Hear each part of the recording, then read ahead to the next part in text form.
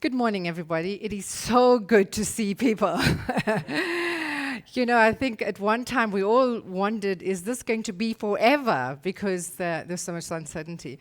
But thank you all for indulging us at W Suite to be here, to be courageous, to be in a room and share ideas. And to our audience globally as well, we need to have these conversations. And we cannot wait for a pandemic to be over to have a conversation. Our paths took detours we were not prepared for. Most of us looked forward for a new year. 2020, we thought new decade, new goals, new visions. We had all these plans for us. Me was historic because I thought it was turning 50, and everybody said, "What are you doing for your 50th?" And I was like, I'm sure we're going to do something. But guess what? A pandemic changed the story. And I think it might have been a man. Because, So then we started to reflect. We started to reflect. Most of us asked ourselves, why are we here?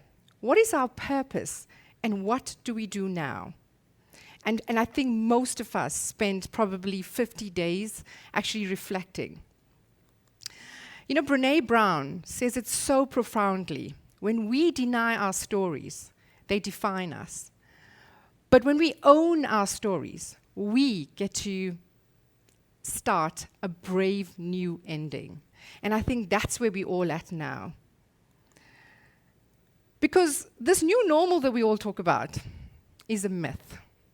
Life is never going to be normal, and we all know that. Imagine the assumptions, this uncertain environment, the unthinkable has happened to us. But how do we get back on this new course? Because this is a new reality. How are we going to respond and adapt to a new mindset? Because with all of this, it requires us to decide and how we are going to be deliberate in our actions. Because new opportunity now means a radical new perspective. And you could see, even with the red chair, we're not going to be normal, ever. As women, Sis Jessica said that, we are warriors. We are game changers. We are change makers.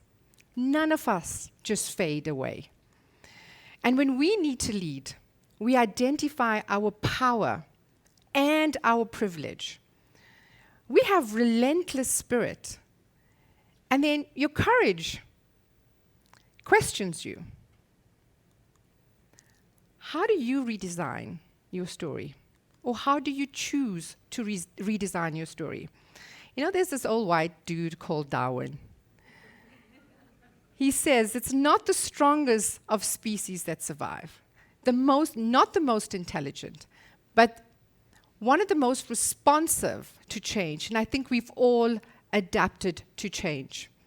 And how do you do this? You reframe your personal narrative. We're all storytellers. We write, we direct, we edit our own stories.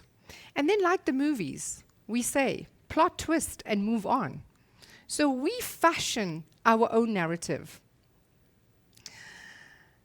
And to reframe your personal narrative means to stop focusing on what you haven't achieved and why things are not working out, but rather shift your mind into creating new opportunities. You are the protagonist of your own story. Often we give power to others. We wait for others to present us with opportunities. We wait for the government to give us opportunities. We wait for our bosses to actually promote us. And my dear friend Togo says, some of us wait for our husbands and wife to actually build us up as well. This shifts our power and gives us to others. So reclaim your agency. How do you have control of your own life? Because you and only you have the power of your own destiny. And how do we do this? We shift the way we think, we work, and COVID has taught us we need to be innovative. So you are the creator of your own destiny. Be fearless. This is a beautiful African proverb that I always use. If you want to go fast, you go alone. If you want to go far, go together. Because we've all learned that in unity comes strength. Many ideas come together, grow and innovate. Surround yourself with like-minded people. People that share the same values, but also transcend your ideas and your visions and also your opportunities, because we've also learned that we can't do life on our own. You know, when we think currency, we think dollars and dough. But what is equally valuable is collaborations. And I deliberately put that up. You know, we often ask ourselves, how do we need to adjust? How do we adapt through this transition that we're all going through? Because our script starts to change. We need to start training our minds and reframe our mindsets. And also, most importantly, we need to foster self-care. Because you are so much more than you realize. And then we start shifting from just surviving to actually thriving. You know, gratitude gives you fortitude. Be conscious for the things that you need to be grateful for.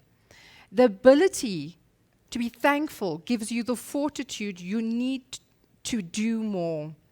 By virtue of being thankful for the small things, enables you to have the strength and deal with the challenges that we all face. Reclaim your heart, because everything stopped. Suddenly, everything looked different.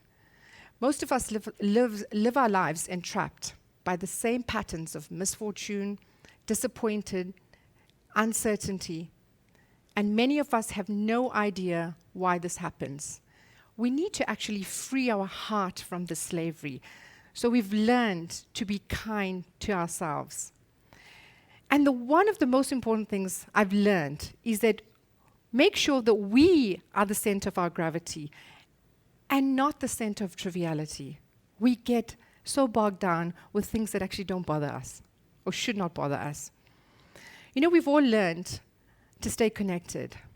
We all learned that we all are in this together. Some of us are together apart. We all have learned the one most important thing, which is the value of networking. Now more than ever is a connection that turns into currency. So human connection is important. Only now it's become visual or voice. You know, my dad, in his divine wisdom, my late dad, in his divine wisdom, told me that money can buy happiness. Because if you have it and you get to share it with others, that gives you happiness. And the only way we can do this is we are in service of others. To reset our perspective, our focus, and our motivation. In Arabic, there's a word called sabr, and the elders, and I'm sure culturally as well, they would like, have patience, it will get better. If somebody dies or there is a misfortune, have sabr, be patient. And you know that when you are patient, it's still bothering inside you. It's still irking you. So you haven't let go. But one of the most important things I've learned through COVID is a strive for Rida, which means internal peace. So it is here. How do we find peace with what we're going through? And that will take us to the next level of where we are. Michelle Obama, who we all love, said, success isn't about how your life looks to others. It's about how it feels to you. And I think it's so, so important for us. You know, sometimes what we write doesn't make it to the final edit of our lives. But it doesn't mean it was not there. It doesn't mean we didn't think it. It doesn't mean that we didn't have a purpose when we thought it. So remember, as you leave here today, pull out your tools, pull out your devices, and ask yourself, how do you choose to redesign your story? Because remember, you're not like most girls. You own your story. Your purpose is your story. Thank you.